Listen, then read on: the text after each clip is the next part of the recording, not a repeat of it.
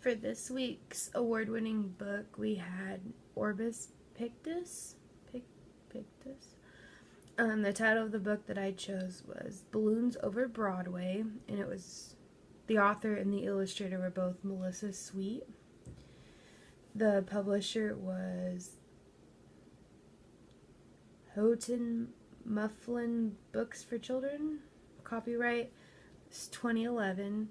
And the genre of this book is, it's a picture book, it's a biography, and it's nonfiction. It's 40 pages, and the appropriate age group for this is from around 4 to 7.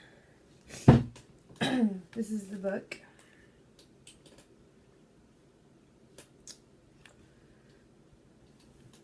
This book is about a young inventor in the making. He, from a very young age, was always interested in learning about how things worked, especially the movements of things. So he started getting into puppets, which then turned into his marionettes, and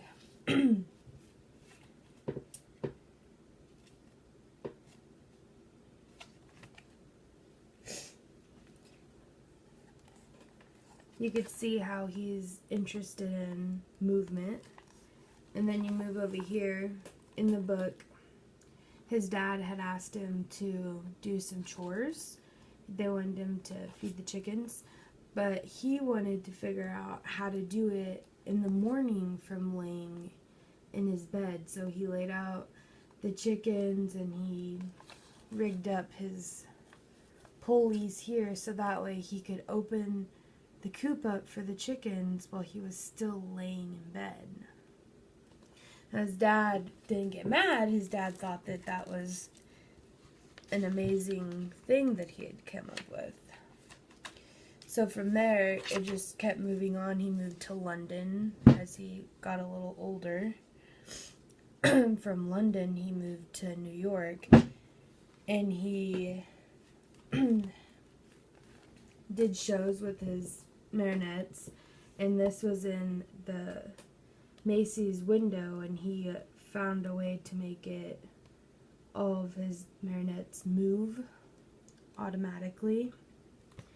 And Macy's actually had a bigger plan for him. They wanted him to come up with a parade for the immigrants because the holiday should be important for them, but since he had immigrated there, he thought that was a great idea. So he then moved on to trying to figure out, because usually the puppets or the marionettes, they will fall down from strings and you control them that way. He had to figure out what he could do to make them rise, and he decided to use helium because helium's lighter than air. So that was a big breakthrough for him there.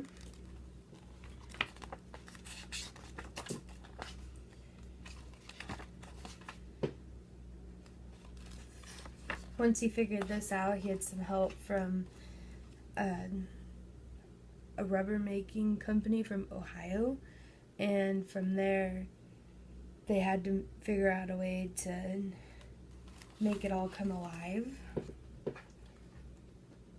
And he had to make sure that people on the street farther back were able to see it too, so he had to make it huge.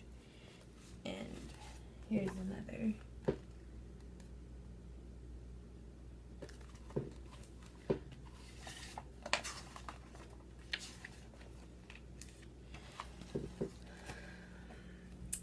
I think that the purpose of this book for children to read is that they need to have creativity. They need to learn that it's okay to be different, to have different thoughts, different ideals. They need to just learn to be okay with trying new things and even failing at those new things. If I was using this book in a classroom, I would want the assignment to be for the kids to group up in threes, and I would want them to make their own version of a puppet or a sock puppet or a marionette or whatever they thought that they could tell a story with the other two kids in their group that they all had shared interest with. I think that if all the kids had the shared interest and they were able to tell their classmates about that interest, whether that be a sport that they like, or maybe they're interested in bugs, anything that they're all interested in, could all talk about. But overall, this book is, I think it's a wonderful book. I'm happy that I was able to read it, and I hope that more kids read it.